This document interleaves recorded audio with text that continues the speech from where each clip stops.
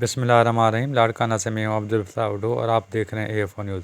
جماعت اسلامی سندھ کے امیر کاشف سعید کی قیادت میں جماعت اسلامی کے ایک وقت کی گریٹ ڈیموکریٹک الائنس کے سیکریٹری جنرل سابقہ سینیٹر ڈاکٹر صفدر علی عباسی سے لاڑکانہ میں ان کی رہائش گاہ کوٹ دراب میں ملاقات کی۔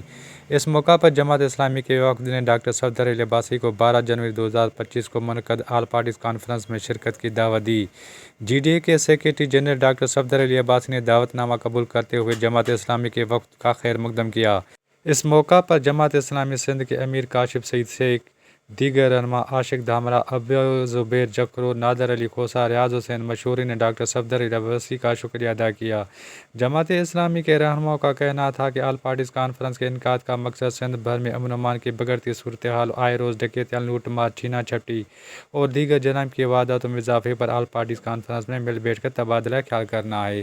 Abdel Fattah Addo, AFO news, Larkana.